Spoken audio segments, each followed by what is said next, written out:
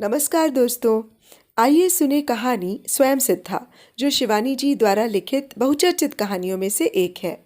ये कहानी माँ बाप के प्यार में बिगड़ी एक ऐसी लड़की की है जो अपने क्रोध पर नियंत्रण न रख सकी और अपने ही हाथों उसने अपना सर्वनाश कर लिया।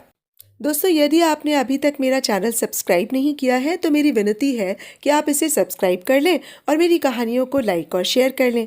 तो आइए सुने कहानी स्वयं सिद्धा। जानबूझकर ही माधवी ने उस बार उस मनहूस तराई स्थित इलाके का दौरा किया था। मन की कितनी अशांत तरंगों को आज वह स्वयं उस कछार पर पटकने को व्याकुल हो उठी थी। नहीं तो भला भरी गर्मी में हल्द्वानी का दौरा कोई उस जैसी वरिष्ठ अफसर कर सकती थी। जाना ही होता तो नैनीताल चली जाती, या रानीखेत, या अल्मोड़ा। पूरा उत्तराखंड ही तो अब उसकी मुट्ठी में बंद था। पद के गौरव ने इधर उसके अहंकारी स्वभाव को और भी अहंकारी बना दिया था। मेम साहब, चाय ले आऊं? इंस्पेक्शन हाउस के उत्साही चपरासी ने पर्दा उठाकर झांका और वो चौंक पड़ी। एक क्षण को चेहरे पर उतर आई मधुर स्मृतियों की रेखाएं विलुप्त हो गईं। एक बार वो फिर रूखी, कर्मठ, रौबदार अफसर बन गई। हाँ हाँ, जल्दी ले आओ, हमें बाहर जाना है। चपरासी के जाते ही उसने हाथ मुंह धोया और दर्पण के सम्मुख खड़ी हो गई। बड़ी ममता से उसने अपने क्लांत अवसन्न चेहरे को देखा। इधर ही इधर कितनी नई रेखाओं का जाल चेहरे पर फैल गया था। चश्मा उसने नीचे रख दिया, पूरे चेहरे पर पफ फेरा, बाल खोलकर कंघी की, जूड़ा बनाया और एक बार फिर अपने सवरे प्रतिबिंब को देखा। चाय आ गई सरकार। मनहूस गंवार चपरासी ने उसे एक बार फिर चौंका दिया। अपना चपरासी होता तो बिना पूछे कमरे के अंदर ऐसे चले आने के लिए वो उसकी खाल खींच लेती। रख दो और हमारे ड्राइवर से कह दो गाड़ी निकाल ले। एक प्याली चाय ने उसे चैतन्य किया और वो बटुए से उसी तुड़ी मुड़ी चिट्ठी को निकालकर फिर पढ़ने लगी, जिसे पिछले 4 दिनों में वो न जाने कितनी बार पढ़ चुकी थी। 20 वर्षों में उसके पिता का ये पहला पत्र था। माधवी, तुमसे कुछ कहने का अब अधिकार नहीं रहा, फिर भी कर्तव्यवश आज तुम्हें लिखना जरूरी हो गया। मैंने तुम्हारा कन्यादान किया था। तुम्हारे उस श्लोक की आवृत्ति का साक्षी मैं भी हूँ। आरते आरता भविष्यामि सुखदुः खानुगामिनी। आज कौस्तुभ मृत्युशैया पर हैं। इसी से तुम्हारे कर्तव्य से तुम्हें अवगत कराना अपना भी कर्तव्य समझता हूँ। शिवदत्त। नीचे पुनश्च लिखकर उसके पिता ने कौस्तुभ के मकान का पता, टेलीफोन नंबर, सब कुछ लिख दिया था। अभिमान से माधवी की आंखें छलछला आईं। न आशीर्वाद, न क्षेम कुशल, न तुम्हारा पिता, केवल शिवदत्त। किंतु उनसे तो यही अपेक्षित था। अपनी जिद, स्वाभिमान उसे अपने पिता से ही तो विरासत में पाया था। जब उन्होंने आधी रात को अंधकार में द्वार पर खड़ी पुत्री को बाहर ठेलकर कहा था, निकल जा बाहर, आज से न तू मेरी पुत्री न मैं तेरा पिता, तो जिस जननी को उसने देखा भी नहीं था उसके लिए वो वहीं पर बैठकर थोड़ी देर तक सिसकती रही थी। आज उसकी माँ जीवित होती तो क्या उसे ऐसे बाहर ठेलकर द्वार बंद कर देती? किंतु अपने दुर्वासा से क्रोधी पिता को वो जानती थी। वो द्वार अब सचमुच ही उसके लिए बंद रहेगा, वो जान गई थी। आज तक उसने जीवन में कभी किसी से हार नहीं मानी थी। ठीक है, वो भी पिता को एक दिन दिखा देगी कि वो स्वयं भी अपने पैरों पर खड़ी हो सकती है। इसके बाद वो कब और कैसे मौसी के पास नैनीताल पहुंची, सब कुछ उसे कल की घटी घटना की भांति कंठस्थ था। वहां भी उसे पितृगृह का सा ही तिरस्कार मिला था। उसकी स्नेहशीला सौम्य मौसी का चेहरा उसे देखते ही कठोर हो गया। छी मधुली, तूने तो हम सब की नाक ही कटा दी। ऐसा तो आज तक कभी नहीं सुना। पूरे शहर में तेरी ही चर्चा है। जहाँ जाती हूँ सब मुझसे ही पूछने लगते हैं। सुना है तुम्हारी बहन की लड़की शादी के दूसरे दिन ही पति से लड़ झगड़ कर मायके भाग गई। और फिर ऐसा कार्तिकेय सा वर, स्वभाव का गऊ, सब कुछ देख सुनकर ही तो हम सब ने तेरे लिए उसे छाटा था। क्या किसी दूसरे छोकरे से प्रेम वेम कर बैठी थी? माधवी बिना कुछ कहे ही वहां से चुपचाप निकल गई थी। फिर उसकी निरुद्देश्य यात्रा का एक लंबा इतिहास था। मद्रास में उसकी एक सहपाठिनी थी, रेशल एंड्रूज। अंत में वहीं जाकर उसे शांति मिली थी। न वहां उसे ससुराल से भाग आने की कैफियत देनी पड़ी, न किसी ने अनावश्यक प्रश्न ही पूछे। रेचल के परिवार ने उसे स्वाभाविक सहज सौजन्य से अपना लिया था। रेचल एमए कर रही थी। उसके पिता ने माधवी को एक बार फिर उसकी सहपाठिनी बना दिया। उसकी प्रखर बुद्धि फिर उसे उत्तरोत्तर प्रगति के पथ पर खींचती चली गई। उन्हीं की मंत्रणा से वो कंपटीशन में बैठी और एक दिन उसके स्वयं सिद्धा बनने के स्वप्न सचमुच साकार हो गए। अब वो स्वयं अपने पैरों पर खड़ी थी। अतीत की स्मृति अब गहन निद्रा में देखे गए किसी धूर स्वप्न की ही भांति अस्पष्ट हो चली थी। तभी नौकरी उसे एक बार फिर जन्मभूमि की ओर खींच लाई। पिता को उसने प्रवास से ही 2-3 पत्र लिखे, मौसी को भी कई चिट्ठियां लिखी, किंतु किसी ने भी उत्तर नहीं दिया। फिर भी उसे इधर उधर से छुटपुट समाचार मिलते रहते थे। जैसे पिता ने अवकाश ग्रहण कर बहुत बड़ी कोठी बनवा ली थी। पक्षाघात ने उन्हें लगभग पंगु बना दिया था। पति ने दूसरा विवाह कर लिया था। मौसी की एक दुर्घटना में मृत्यु हो चुकी थी, आदि आदि। धीरे धीरे वो अपने एकाकी निर्लिप्त जीवन की अभ्यस्त हो चुकी थी। आत्मीय स्वजनों के मोह की डोर कुछ उन्हीं की उदासीनता ने काट दी थी और कुछ उसने स्वयं ही बड़ी निर्ममता से तोड़ मरोड़ कर दूर फेंक दी। उसकी बहुत ऊंची नौकरी थी, अर्दली थे, आया थी, सजा सवरा बंगला था, कार, फ्रिज, स्टीरियो, सब कुछ उसके करतल पर था, किंतु नहीं थी शांति। कैसा व्यर्थ जीवन बन गया था उसका। न कहीं उठना, न बैठना, न लड़ना, न झगड़ना। मित्रों की संख्या कम नहीं थी, किंतु कभी कभी उनका स्वार्थ उसके दुखी चित्त को और दुखी बना जाता। केवल उपहारों के माध्यम से ही वो अब तक उनका स्नेह पाती रही है, ये वो खूब समझती थी। एकाध स्नेही परिवार उसे कभी कभार छुट्टी के दिन खाने पर भी बुला लेते, किंतु खाना खाते ही उसे स्वयं लगने लगता जैसे उसकी उपस्थिति में गृह के सभी सदस्य स्वाभाविक नहीं हो पा रहे हैं। लौटती तो फिर कमरे का अवांछनीय एकांत। उस एकांत में कभी उसके अभिशप्त अतीत की स्मृति उसे गहरे पश्चाताप में डुबो देती। क्या उसने स्वयं ही अपने पैरों पर कुल्हाड़ी नहीं मार ली थी? ये भी कैसा विचित्र संयोग था कि आज ठीक उसके विवाह की तिथि के दिन ही उसे पिता का मनहूस पत्र मिला। इतने वर्षों का अंतराल भी उसके स्मृति पटल से उस तिथि को पोंछ नहीं पाया था। मौसी ने पहले कितना हल्ला मचाया था, नहीं, आषाढ़ में माधवी का विवाह नहीं होगा, आषाढ़ का विवाह सुखी नहीं होता, आषाढ़े दुखिता नारी। किंतु उधर वर को यही महीना ठीक पड़ता था। पिता के तय किए गए रिश्ते पर स्वयं माधवी को कोई आपत्ति हो भी नहीं सकती थी। कौस्तुभ को वो अपनी मौसेरी बहन की शादी में देख चुकी थी। ऊंची काठी के उस सुदर्शन तरुण पर उस दिन अकेली वही नहीं रीझी थी, किंतु विजय उसी की हुई थी। बड़े छल बल से उस दिन उस विवाह की आड़ में अनेक कुमारियों को दिखाने कौस्तुभ की माँ उसे स्वयं लेकर आई थी। कौस्तुभ के पिता स्वयं दैवज्ञ मार्तंड थे। अनेक कुंडलियों में उसने माधवी की कुंडली जैसे दांत से पकड़कर उठा ली थी। वाह वाह जोशी जी, आपकी पुत्री की ग्रह स्थिति देखकर चित्त प्रसन्न हो गया। गुरु, शुक्र, बुध, चंद्रमा चारों ही लग्न में है। जीवन में विलक्षण उन्नति करेगी। सुख, ऐश्वर्य, पूर्ण वाहन सुख, उस पर बुध और चंद्र दोनों बल कारक। अपूर्व सुंदरी होगी ये कन्या। उस कुंडली की स्वामिनी मेरी पुत्र वधू बने, ये मेरा अहोभाग्य। किंतु कहाँ चूक गए थे दैवज्ञ मार्तंड।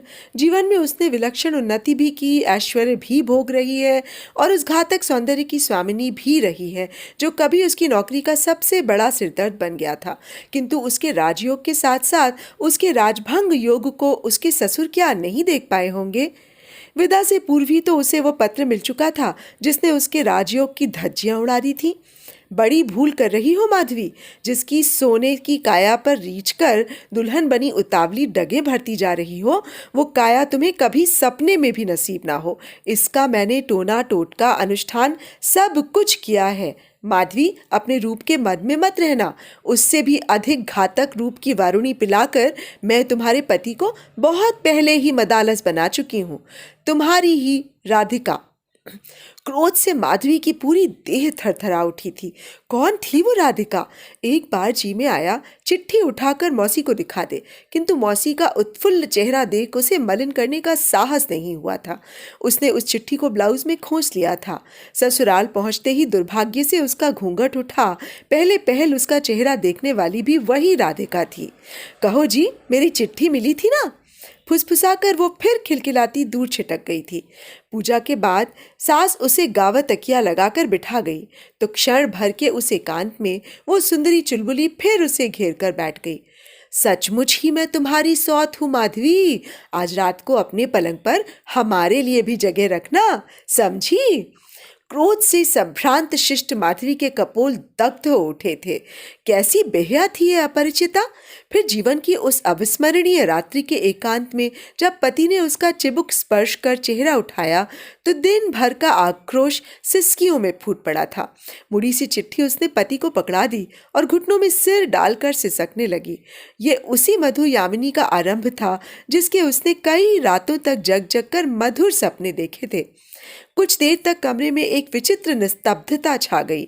माधवी आज भी माधवी उस गंभीर स्वर की खनक को भूल नहीं पाई है। तुम पढ़ी लिखी हो, किसी से कुछ उल्टा सीधा सुन लो, इससे सच बात मैं ही तुम्हें बताऊंगा, ये मैंने सोच लिया था। इस बीच वह वज्र मूर्खा तुम्हें अंड बंड लिख देगी, ये मैं क्या जानता था। फिर उसने बड़े दुलार से घुटनों में डूबा माधवी का अश्रुसिक्त चेहरा उठाया था। मेरी ओर देखो माधवी। और माधवी की सहमी आंखें स्वयं उसकी ओर उठ गई थीं। उस सुदर्शन शांत चेहरे पर विकार की एक भी रेखा नहीं थी। केवल एक क्षण को उसका गोरा चेहरा दिवस धूसर शशि सा ही म्लान हो उठा था। राधिका को मैं बचपन से जानता हूँ, उसका स्वभाव ही ऐसा है। बिना कुछ सोचे समझे ऐसे ही उटपटांग मजाक कर बैठती है। उसकी किसी भी बात का विश्वास मत करना माधवी। किस किस बात का अविश्वास करोगी जी? गले में लहरिया जयपुरी चूनर का आंचल डाले तभी अभियुक्ता खुली खिड़की से जंगली बिल्ली सी भीतर कूद कौस्तुभ के सामने खड़ी हो गई थी। उत्तेजना से उठता गिरता उसका सुडौल वक्षस्थल, अंगारे से दहकते कपोल और तरंगित भ्रूभंग देख माधवी ने अविश्वास से अपने नवीन सहचर को देखा। उस शांत निर्विकार चेहरे पर कहीं भी अपराधी का क्षोभ नहीं था। तब क्या वो सचमुच ही मजाक कर रही थी? किंतु क्या उसके अभिनय को वो अभिनय के रूप में स्वीकार कर सकती थी? तुम मुझे काट कर बाहर फेंक दोगे तब भी मैं यहां से नहीं टलूंगी। आज जो सहारा मेरा है वो हमेशा मेरा रहेगा, समझे? और फिर वो दुस्साहसिनी बड़े आत्मविश्वास से पैर फैलाकर सजे पलंग पर लेट गई थी। माधवी संभ्रांत संस्कारशील परिवार की मान्यताओं में पलकर बड़ी हुई थी। उस पर मातृहीना पुत्री को पिता के लाड़, मौसी मामा के दुलार ने आवश्यकता से अधिक जिद्दी बना दिया था। जीवन में पहली बार वो अपमान के आघात से विचलित हो विवश क्रोध से अवश हो गई थी। अब उस परिहास सरिका के अभियोग का खंडन क्यों नहीं कर रहा था कौस्तुभ? एक क्षण को वह पति के निर्विकार चेहरे को देखती रही, फिर उसका उग्र तेजी स्वभाव मुखर हो उठा। तुमने इसी से विवाह क्यों नहीं कर लिया? उसका तीखा प्रश्न कमरे की निस्तब्धता में डंके की चोट सा बज उठा था। हाय राम, विवाह करने से ही क्या सब कुछ होता है? इस बार शय्यासन की अचल मुद्रा में लेटी वो मुंह जोर बैठकर हंसने लगी थी। विवाह करते कैसे जी? मेरा विवाह तो 4 साल पहले ही हो चुका है। मेरे बुढ़े शाह जी को तो मेरे रूप का नाम शादी की रात को ही डस गया। अपनी दूसरी सौत के मरने के 8वें साल में उन्हें जुटी थी। बहुत दिनों का भूखा कंगाल कहीं 56 व्यंजनों का थाल पाकर अनाप शनाप ठूस ले तो पेट भरेगा नहीं तो और क्या होगा। बस रात को ही लकवा पड़ गया, तब से पलंग पर पड़ा बुढ़ा गोंगियाता रहता है। उधर मेरी चांदी ही चांदी है, न सास न ससुर न देवर जेठ, दिन भर बुढ़े की सेवा करती हूँ और जब रात को तुम्हारे भोले सास ससुर सो जाते हैं तो इसी खिड़की से कूदकर इनकी सेवा करती हूँ। और आज ये कहते हैं इसकी किसी बात का विश्वास न करना। एक क्षण को कौस्तुभ उस मुखरा की बकर बकर से बौखला गया था। राधिका, तुम चुप नहीं हुई तो मैं तुम्हें इसी खिड़की के नीचे ढकेल दूंगा। नहीं, माधवी का शांत स्वर आवेगहीन था। उसे अब नहीं ढकेलना होगा, मैं ही जा रही हूँ। ईश्वर करे ये तुम्हारी वैसी ही सेवा करती रहे जैसे पिछले 4 सालों से कर रही है। और फिर वो द्वार खोलकर बाहर निकल गई थी। इतने वर्षों में फिर उसने कभी ससुराल की देहरी नहीं लांगी थी। उस सुदीर्घ अज्ञातवास के बाद अपने प्रत्यावर्तन में उसने स्वयं ही कई रोड़े अटकाए थे, किंतु अंत में उसे आना ही पड़ा था। आज वह प्रदेश की एक वरिष्ठ सुख्यात अफसर थी। उसके रूखे स्वभाव, ईमानदारी, कार्यपटुता और सर्वोपरि अपने पुरुष सहकर्मियों के गज भर की दूरी बरतने की अनेक किंवदंतियां प्रसिद्ध हो चुकी थीं। अपने अक्षत कौमार्य को वह जिस अमानवीय आत्मसंयम से 32 के दिन जीप सी सेंधती चली आई थी, उसका प्रमाण गहरी कठोर झुर्रियों के रूप में उसके पूरे चेहरे पर फैल उसके लावण्य को लील चुका था। नौकर उसके भय से थर-थर कांपते, किंतु गृह के एकांत में वो फिर एक निरीह असहाय अबला बन जाती। रात को कहीं पत्ता भी खड़कता तो वो सिरहाने धरी पिस्तौल संभाल लेती। कभी गहरी तृषाक्रांता के मुंह से विधाता ने जोर से लबलबाता जलपात्र लगाकर बिना उसके पिए ही छीन लिया था। उसने उसकी तृषार्त करुण दृष्टि को अब भयावह रूप से हिंस बना दिया था। जानबूझकर ही हाथ में आई शक्ति का दुरुपयोग करने में उसके अशांत चित्त को अनोखी शांति मिलती थी। जहां किसी सुखी दंपत्ति को एक ही जिले में नियुक्त देखती, चट से अपने कानूनी आदेश से बिलबिलाती पत्नी का तबादला किसी दूरस्थ जिले में कर देती थी। इधर उसे एक और लत लग पड़ गई थी। पहले कभी नींद नहीं आती थी तो एक आध गोली खा लेती थी, किंतु अब अनिद्रा उसे नित्य ही पागल बनाने लगी थी। इसी से वो पैथोडीन लेने लगी। अनिद्रा के इस रोग का भी करुण इतिहास था। एक वर्ष पूर्व जब वो अपनी उसी मद्रासी सहेली रेशल की मृत्यु का समाचार पा प्लेन से मद्रास पहुंची थी, उसके दुर्भाग्य से ही शायद उस दिन उसे लौटने में प्लेन का रिजर्वेशन नहीं मिला था और उसे ट्रेन से लौटना पड़ा। आधी रात को कंडक्टर ने द्वार खटखटाया। मैडम, दरवाजा खोलिए। आधी रात को पैथोडीन जन्य गहन निद्रा के बीच वो व्यघात उसे तिलमिला गया था। उसका क्रोधी स्वभाव उस दिन उसकी जिह्वा को और भी तीखा बना गया था। नहीं, फर्स्ट क्लास के किसी भी यात्री को आप आधी रात को डिस्टर्ब नहीं कर सकते। आपको खोलना होगा मैडम। जो यात्री बाहर खड़े हैं उनके 2 बर्थ आपके डिब्बे में पहले से ही रिजर्व्ड हैं। किसी तरह साड़ी लपेट भुनभुनाती हुई वो उठी, चिटखनी खोली और मुंह फेर कर सो गई थी। उसके निद्रालोक में सहसा प्रेतात्माओं से ही घुसाए सहयात्रियों को देखने उसे किसी प्रकार के कौतूहल या जिज्ञासा ने नहीं उकसाया, किंतु सहयात्री निश्चय ही शिष्ट थे। स्त्री फुसफुसाकर ही बोल रही थी और पुरुष के धीरे धीरे सामान लगाने की गतिविधि से ही वो समझ गई थी कि बेचारा ऐसा प्रयत्न कर रहा था जैसे तेज तर्रार सोने वाली की निद्रा में कोई व्याघात न हो। फिर उसे स्वयं नींद आ गई। किसी बड़े स्टेशन पर जब गाड़ी रुकी तो पौ फट चुकी थी। कॉफी कॉफी का कलरव सुन वो हड़बड़ाकर उठ बैठी। दक्षिण के स्टेशनों की वो तेज कॉफी उसकी पुरानी दुर्बलता थी। कांसे का गिलास मुंह से लगाया तो सहसा उसे दिवंगता सखी का स्नेहालु चेहरा सामने आ गया आंखों के, जिसे वो कब्र में सुलाकर लौट रही थी। रेचल के पिता रेलवे में थे। प्रायः ही उनसे पास लेकर दोनों सखियां इसी गुंटूर के स्टेशन तक चली आती और छक कर बड़े खा कॉफी पी जूड़ों को सुवासित बेले के गजरों से लिपेटकर घर लौटती। उसके असहाय एकाकी जीवन की वो ज्योति भी अचानक ऐसे दप्प से बुझ जाएगी उसने कभी सोचा भी नहीं था। उसकी आंखें सहसा छलछला उठी। उन्हीं डबडबाई आंखों से सामने की बर्थ पर नींद में बेहोश डूबे अपने सहयात्रियों को उसने पहली बार देखा। पुरुष पार्श्व परिवर्तन कर लेटा था, किंतु स्त्री उसी की ओर मुंह फेर कर सो रही थी। उसके मेद बहुल शरीर की भीम कटी की परिधि जैसे चौड़ी बर्थ में भी नहीं अट रही थी। सब कपाकर माधवी ने दृष्टि फेर ली थी। कहीं जग गई तो बेचारी व्यर्थ ही अपदस्थ होगी, किंतु वो नहीं जगी। जगा पुरुष।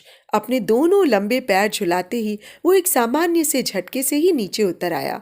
एक पल को दोनों की आंखें परस्पर टकराईं और माधवी के हाथ का गिलास कांप गया।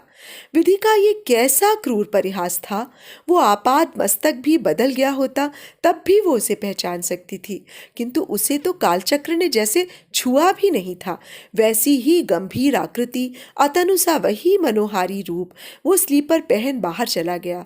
माधवी कॉफी वाले को पैसे देने लगी तो उसके दोनों हाथ कांप रहे थे।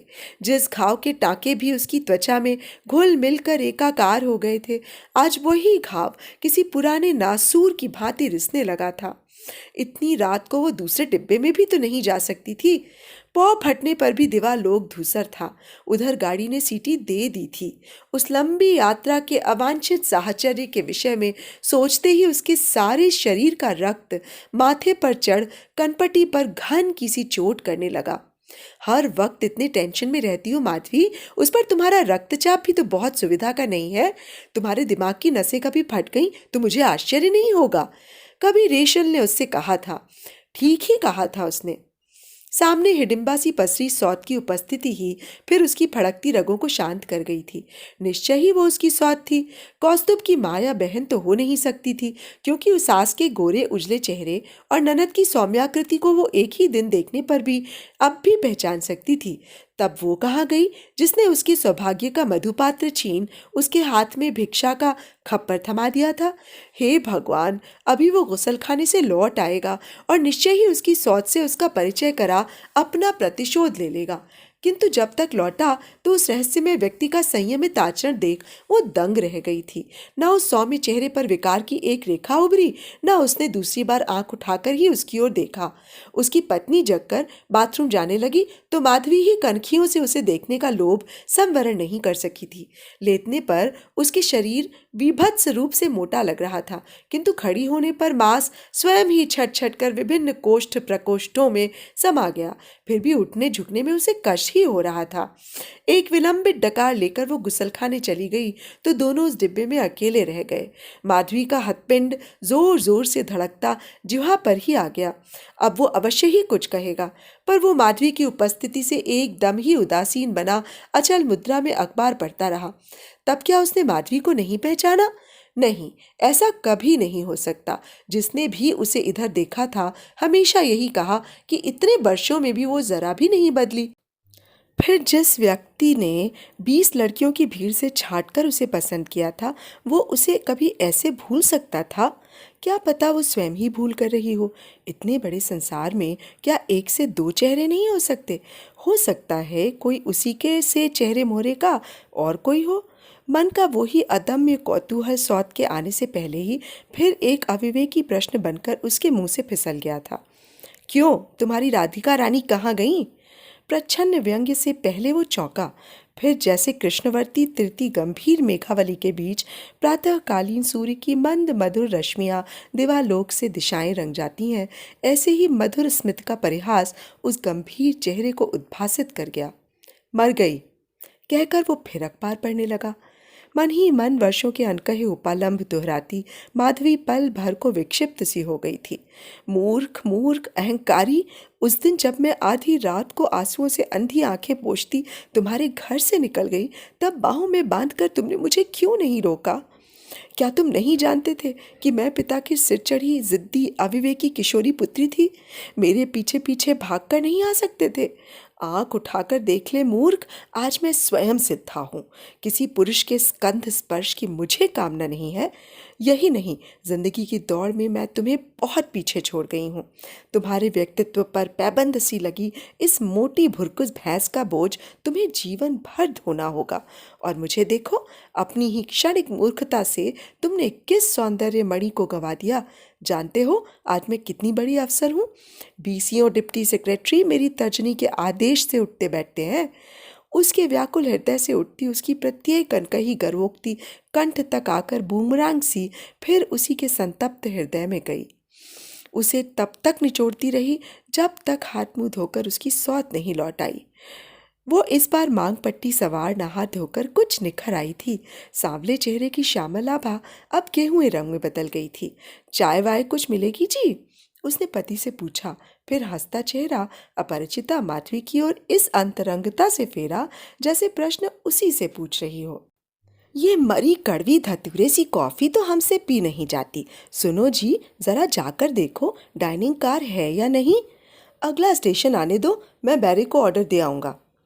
उस विस्मृत कंठस्वर की प्रत्येक खनक माधवी के कानों में गर्म शलाखें घुसेड़ रही थी। जानबूझकर ही उसने आंखें बंद कर लीं, किंतु आंखें मुदी होने पर भी वो जान गई कि उसकी सौत उसे एकटक देखे जा रही है। ये शक्ति विधाता ने केवल नारी ही को दी है। पीठ पीछे खड़ा होकर भी कोई उसे देखे तब भी वो जान लेती है कि कोई उसे देख रहा है। थोड़ी ही देर में स्टेशन आया और उसका पति उतर गया। बैरा चाय टोस्ट लाकर ट्रे धर गया तो उसकी सौत जैसे अधैर्य से बावली हो गई। साहब कहाँ गए जी? भेज तो जल्दी, गाड़ी ने सीटी दे दी है। और फिर वो खिड़की से ही अपनी मोटी गर्दन बाहर निकाल इंजन के साथ साथ भैंस सी डकराने लगी। अजी गाड़ी चल रही है, क्या बचपना कर रहे हैं आप? जल्दी चढ़िए। हाय राम, मेरा तो कलेजा ही धड़कता बाहर आ रहा है। उसने अपनी चौड़ी हथेली सचमुच ही छाती पर धर ली थी, पर क्या सांस की उन मोटी परतों के बीच वो अपनी धड़कन सुन भी पाती होगी? मन ही मन माधवी को हंसी भी आ रही थी। पति अधीरा पत्नी के बचकाने व्यवहार से खिसियाकर बर्थ के कोने पर बैठ फिर अखबार पढ़ने लगा। क्यों बहन जी, कहाँ जा रही हैं आप? वो चाय बनाती उसके और निकट सरक आई थी। वाह, अब तो खूब साथ रहेगा। हमारे छोटे लड़के की पासिंग आउट परेड थी। हाँ, पहले देहरादून गए, फिर बड़े लड़के के पास वेलिंगटन गए थे, वहीं से लौट रहे हैं। लीजिए ना, आप भी एक प्याला चाय। पति के साथ साथ उसने हंसकर उसकी ओर भी एक प्याला बढ़ाया। धन्यवाद, मैं चाय नहीं पीती। माधवी का स्वर शिष्ट होने पर भी रूखा था। हाय राम, चाय नहीं पीती? मैं तो सोच ही नहीं सकती कि संसार में कोई स्त्री ऐसी भी हो सकती है जो चाय नहीं पिए। मुझे तो खाना भले ही ना मिले, पर बिना एक प्याला चाय के मैं बिस्तर से भी उठ नहीं सकती। ये बेचारे रोज मेरे उठने से पहले बिजली की केतली में चाय बना मेरे सिरहाने प्याला धर जाते हैं। सौतिया डाह से पहली बार माधवी की रक्त मज्जा दग्ध हो उठी।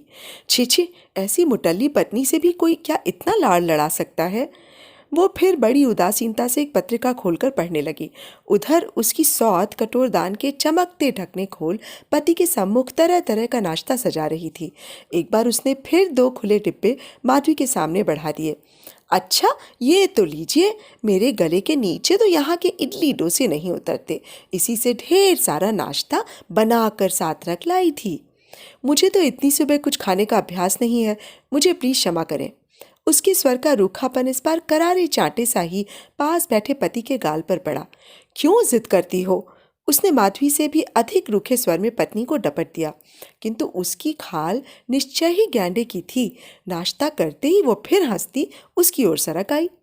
आप क्या यहाँ किसी काम से आई थीं? जी। माधवी के संक्षिप्त उत्तर में किसी निरर्थक लंबे वार्तालाप का आमंत्रण नहीं था। ओह, तब यही नौकरी करती हैं क्या? इस बार मूर्खा पत्नी की बकर बकर से खींचकर उसका पति उठकर बाहर चला गया और कॉरिडोर में निरर्थक चहलकदमी करने लगा। शादी नहीं हुई आपकी? नहीं। हारकर अखबार नीचे पटक माधवी ने चश्मा उतार लिया। हाय राम, अभी तक इतनी सुंदर हैं आप, और शादी नहीं हुई? इस बार वो प्रश्न पूछते ही हंस पड़ी। उसकी हंसी की निष्कपट मीठी फुहार ने माधवी का सारा रूखापन धो पोंछ कर बहा दिया। चाहने पर भी वो उस विराट शरीर की भोली स्वामिनी को सौत के रूप में नहीं स्वीकार सकी थी। फिर एक बात और थी, कौन गत यौवना अपने रूप की प्रशंसा सुनकर उल्लसित नहीं होती? कितने साल की होंगी बहन जी आप? चमकती पुतलियों में किसी दुधमुही बालिका की सी जिज्ञासा तैर रही थी। बुद्धिमती स्त्री कभी दूसरी स्त्री की उम्र नहीं पूछती, माधवी ने हंसकर कहा। जानती हूँ, पर इसलिए पूछ रही थी कि मैं 12 की हुई तो 50 की लगने लगी हूँ। क्यों, है ना?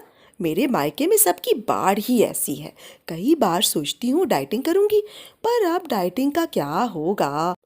जब जवानी में ही नहीं कर पाई तो अब बुढ़ापा क्यों बिगाड़ूं?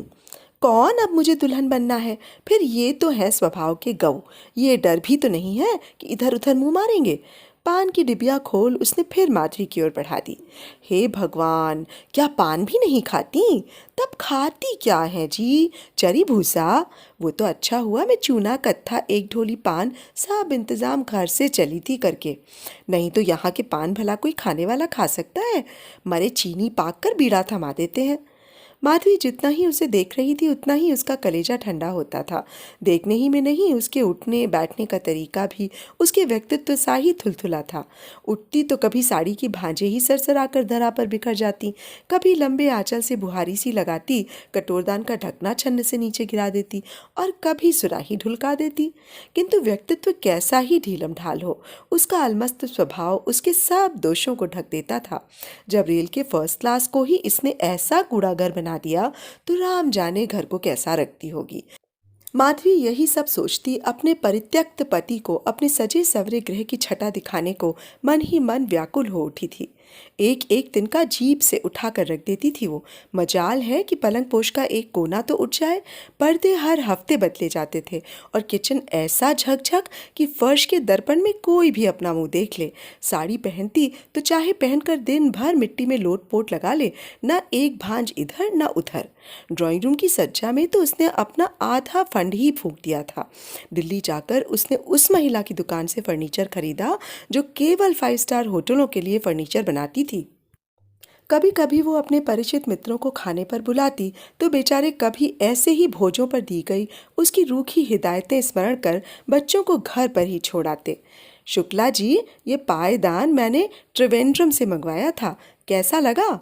मेजबान के चतुर प्रश्न के बीच पैर पोंछने का प्रस्ताव बेचारा अतिथि स्वयं ही ग्रहण कर लेता था।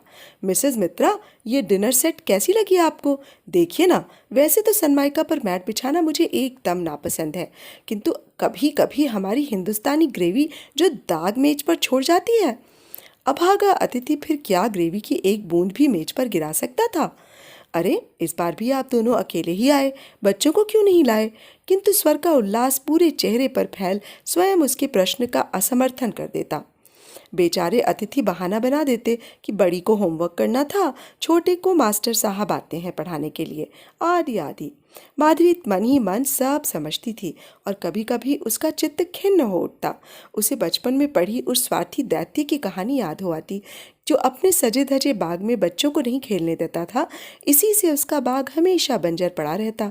क्या यही कारण था कि सुख ऐश्वर्य के साधन उपलब्ध होने पर भी उसका बाग उसे सदा बंजर ही लगता था? शायद यही कारण था कि सामने बैठी सौत के चेहरे का उल्लास देख वो आज स्वयं लाड टपका रही थी। फिर गंतव्य स्टेशन के आने के कुछ पूर्व ही कौस्तुभ आ गया था। उसके आते ही माधवी की प्रगल्भा सौत सक पकाकर चुप हो गई थी। शायद वो भी समझ गई थी कि उसके अनावश्यक प्रश्नों की झड़ी पति को असंतुष्ट कर गई थी और इसी से खींचकर वो बाहर चहलकदमी करने लगा था। तुम उठो, मैं बिस्तर बांध दूं, सारा सामान बिखरा पड़ा है। उसका स्वर अभी भी झुंझलाया था। माधवी भी अपना बिस्तर लपेटने उठी और तभी वो विचित्र दुर्घटना घट गई जो सदा के लिए उसे अनिद्रा का उपहार दे गई थी। किस कुघड़ी में एक गाय न जाने कब धड़धड़ाती मेल के आगे सींग उठाकर खड़ी हो गई। उसी भिड़ंत में इंजन ने पूरी गाड़ी के अंजर पंजर हिलाए तो इससे पहले कि माधवी संभलती वो कौस्तुभ की ओर धुलक पड़ी थी। यदि वो उसे ना संभालता तो वो पछाड़ खाकर नीचे ही गिरती। ये सब पलक झपकते ही हो गया और उसी धक्के के साथ पूरी गाड़ी की बिजली चली गई। उस अरण्य के गहन अंधकार में परित्यक्त वर्षों के बिछुड़े पति की बाहों के घेरे ने उसे कस कर बांधा था और उन अधरों का क्षणिक स्पर्श उसके अधरों को वास्तव में दग्ध कर गया था, या वो सब उसके अचानक धक्का खा गए विकृत मस्तिष्क का भ्रम मात्र था। ये वो अब तक नहीं समझ पाई। नहीं नहीं, ये सब कुछ नहीं हुआ था। वो कभी कमरे के एकांत में स्वयं पागलों सी बड़बड़ाती। अविवाहिता औरतों को अक्सर ऐसा भ्रम होता है, ऐसी कितनी कहानियां तो पढ़ी हैं मैंने। किंतु फिर उस मधुर स्पर्श की स्मृति एक्सरे में किसी भग्न हड्डी के कोटर की ही स्पष्टता से उभर आती और वो मुंह ढांपकर सिसकने लगती। उसी रात से फिर उसकी आंखों में नींद नहीं रही। आधी आधी रात तक वो पागलों की तरह अकेली कमरे में चक्कर काटती रहती। थक कर सोती तो सहसा अरण्य में रुकी वही ट्रेन उसे फिर उन्हीं बाहों के घेरे में बांध देती और वही अधूरा मधुर स्पर्श उस दुस्वप्न के टूटने पर भी उसके बुभुक्षित हृदय की क्षुधा प्राणांतक रूप से तीव्र कर देता। पुरुष की देह परिमल का नशा उसे पहली बार नरभक्षिणी बनी शेरनी सा ही खूंखार बना गया था।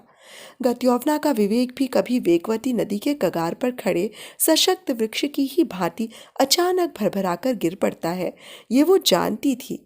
आज तक उसका आत्मविश्वास और चरित्र की दृढ़ता ही उसके अभिन्न मित्र थे, किंतु अब उन्हीं दोनों की रहस्यमयी प्रवंचना उसे रात रात भर जगाए रखती। इसी से स्वयं अपने ही से डरकर उसने नियमित रूप से मैथेडीन लेना आरंभ कर दिया था। बहन, कभी नैनीताल आओ तो अवश्य मिलना। वैसे जाड़ों में हम हल्द्वानी जरूर आते हैं, वहीं हमारी ससुराल है।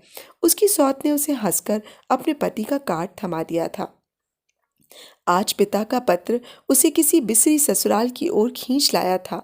गाड़ी आ गई है सरकार, चपरासी ने कहा, और वो उठकर फिर अतृप्त तृष्णा से खिंची दर्पण के सम्मुख खड़ी हो गई। वर्षों से संचित वही नीलांबरी साड़ी बक्से के तले से खींच सूटकेस में धर लाई थी। कभी इसी साड़ी पहनने वाली को जिसने बीसियों लड़कियों की भीड़ से छांटकर पसंद किया था, आज वो एक बार फिर उसी की रोग जीर्ण दुर्बल आंखों में पराजय की स्वीकृति देखना चाहती थी। कनपटी से झांकते सफ़ेद बालों को उसने फिर यत्न से चुन चुन कर दूर फेंक दिया और फूलदान में लगी एक अर्ध प्रस्फुटित कली जूड़े में खोस ली। होने को तो उसमें एक सुंदर खिला गुलाब भी था, किंतु जूड़े में खिला गुलाब खोसने की उम्र अब बहुत पीछे छूट गई थी। उसके होठों से एक लंबी सांस निकल गई। गुरुदेव की कविता की एक पंक्ति कभी उसकी बंगाली अध्यापिका मीरा दी ने उसकी ऑटोग्राफ बुक में लिख दी थी। जे फूल न फूटिते झरे छे धरणीते, जे नदी मरु पथे हारल धारा। मीरा दी उसके अभिशप्त अतीत की पूरी कहानी सुन चुकी थी। इसी से शायद उसके जीवन की व्याख्या उस पंक्ति में स्पष्ट कर गई थी। वो खिलने से पहले ही झर गया मुरझाया फूल ही तो थी। मरुपथ की पथभ्रष्टा नदी। कार में बैठते ही फिर उसने आंखें बंद कर लीं। खुले कांच से आती तराई और पहाड़ की संगम की सुहावनी हवा उसे वर्षों की बिछुड़ी जननी के स्पर्श सी ही मीठी लगी थी। कल्पना लोक की अद्भुत धरणी पर पग धरती वो फिर नई दुल्हन बनी हल्द्वानी की अली गलियों से गुजर रही थी। बीच बीच में वर्षों पूर्व नौशा बने पाश में बैठे कल्पित कौस्तुभ का स्पर्श भी उसे गुदगुदाता जा रहा था। बरेली का कामदार लहंगा, गुलबाग की रेशमी पिछौड़े की सेहरन, हाथ भर काली चूड़ियों की खनक, कुछ भी तो नहीं भूली थी वो। मिस साहब, यही मकान बताया था आपने? ड्राइवर के प्रश्न ने उसे किसी ऊंची चोटी से नीचे ढकेल दिया। हाँ हाँ, ठीक है, उसने कहा, और तभी किसी के विकृत विलाप की मीड़ ने उसे चौकन्ना कर दिया। तुम मुझे ऐसे क्यों छोड़ गए जी? हाय, अब मैं क्या करूं? माधवी ने ठीक ही सुना था। स्वर उसी मकान से आ रहा था। ड्राइवर द्वार खोलकर नम्रता से उसके उतरने की प्रतीक्षा कर रहा था, किंतु वो दोनों हाथों से बटुआ पकड़े बुत बनी बैठी ही रही। उसके जी में आया वो चुपचाप लौट जाए, किंतु नारी कैसी ही पाषाणी क्यों न हो, पावन अग्नि के फेरे क्या सहज ही में भूल सकती है? वो उतरी और धीर मंथर गति से चलती द्वार पकड़कर खड़ी हो गई। चादर से ढकी देह अचल पड़ी थी। कमरे में अगरबत्ती की गहन धूम्र रेखा के बीच भी उसने खुले चेहरे की भव्य शांति को देख लिया था। नहीं नहीं, मृत्यु के पश्चात भी जिसके चेहरे पर ऐसा देदीप्यमान तेज हो, वो जीवन में कभी कोई पाप नहीं कर सकता। स्वयं अपना ही गहर शत्रु बना माधवी का गला घोंटने लगा। रुद्ध कक्ष में एक भयावह निस्तब्धता थी। पुरुषों के सिर झुके थे, स्त्रियां सिसक रही थीं। पति के सिरहाने बैठी उसकी सौत बार बार पछाड़े खाती टिटिभ सा करुण विलाप कर रही थी, और पास बैठी स्त्रियां आंखें पोंछती उसे बार बार संभाल रही थीं। माधवी चुपचाप द्वार की ओट में सिमटी एकटक उसे देख रही थी, जिसकी छाती पर गिर गिर कर न अब उसे विलाप करने का अधिकार था, न अपने वैधव्य के लिए आंसू बहाने का। उसकी आंखों में ही सूख गए आंसू और कंठ ही में सिमट गया विलाप भला सुन ही कौन सकता था? मृत्यु के पवित्र घेरे में घिरी पति के उजले अतीत को एकदम खुली पुस्तक सा बाँच गई थी। निश्चय ही वो इस स्वयं दूती कुल्टा राधिका का क्रूर परिहास था। फिर भी उस मूर्खा ने पति का अविश्वास किया था। घाट जाने का पूरा आयोजन ही करीब करीब हो चुका था। पूरे कमरे में प्लेटफॉर्म पर आ गई रेल को देखकर उठते भागते कुलियों की सी ही हड़बड़ मचने लगी थी। माधवी अब और नहीं रुक सकी। एक प्रकार से भागती पड़ती ही कार में जाकर बैठ गई, और उसकी विकृत सिसकी ने ही ड्राइवर को घर चलने का आदेश दिया था। डाक बंगले के उस कमरे में वो द्वार बंद कर जाने कब तक विक्षिप्त सी ही बैठी रही थी। चपरासी बंद द्वार से ही मैं कुछ नहीं खाऊंगी, तबीयत ठीक नहीं है, सुनकर सहम कर चला गया था। अगरबत्ती की तीव्र सौरभ का धुआं उसके नथुनों में बस गया था। उधर संध्या होते ही नित्य के बाद अभ्यास के लिए उसके संतप्त प्राणों की आकुलता क्षण प्रतिक्षण तीव्रतर होती जा रही थी। चौथ का चंद्रमा किसी ढीठ शत्रु सा ठीक उसकी खिड़की के कांच पर उतर आया था। मौसी कहती थी, भूल कर भी चौथ का चंद्रमा कभी मत देखना मधुली, कलंक लगता है। इससे बड़ा कलंक और अब उसे लग ही क्या सकता था। खिड़की खोलकर बड़ी देर तक उसे निहारती रही। फिर एक सहज स्मित से उसके चेहरे के तनाव की एक एक रेखा धुल गई। लगता था अकस्मात ही उसने अपनी समस्या का कोई सहज समाधान ढूंढ लिया है। उसने खिड़की बंद की, बड़े धैर्य से अटैची खोल कागज कलम निकाल पिता को पत्र लिखने बैठ गई। पत्र लिखने में उसे कठिनता से 5 मिनट लगे होंगे। दफ्तर की फाइल में वो अपने नोट भी इसी तत्परता के से निपटाती थी, न एक अनावश्यक बात इधर न उधर। फिर उसने स्पिरिट का चूल्हा जला, सिरिंज उबाली। अपनी संजीवनी की पूरी सामग्री वो हमेशा साथ लेकर चलती थी। चप्पल डाल वो पिता को लिखा पत्र स्वयं ही सड़क के लेटर बॉक्स में डाल आई थी। चिट्ठी डालने लगी तो पहली बार उसकी शुष्क आंखें आर्द्र हो उठीं। लगा वो दूसरी बार दुल्हन बनी सदा सदा के लिए पितृगृह से विदा ले रही है। फिर बड़ी निर्ममता से उसने आंखें पोंछीं और कमरे में लौट गई। कैसा ही कठिन निर्णय क्यों ना हो, उसे कार्यान्वित करना उस अद्भुत स्वयं सिद्धा के लिए कभी भी कठिन चुनौती नहीं बना था। इस बार भी उसे विलंब नहीं हुआ। पूरे सप्ताह की संजीवनी वो एक साथ शरीर में प्रविष्ट कर चुपचाप लेट गई। मृत्यु के तीसरे दिन पुत्री का पत्र पिता को मिला था। पिताजी, आपके आदेश का पालन कर सप्तपदी के उस पावन श्लोक की महिमा अक्षुण्ण रख कर जा रही हूँ।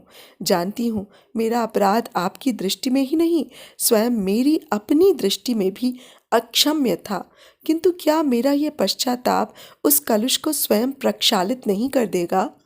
वहां जाकर कम से कम इस अदालत में तो सिर उठाकर कह ही सकूंगी, अति आर्ता भविष्यामि सुखदो खानुगामिनी, आपकी माधवी। तो अभी आप सुन रहे थे शिवानी जी द्वारा लिखी कहानी स्वयं सिद्धा। आप सबको कहानी और मेरा कथा वाचन कैसा लगा मुझे ज़रूर बताइएगा। तो अब मुझे इजाज़त दीजिए। नमस्कार।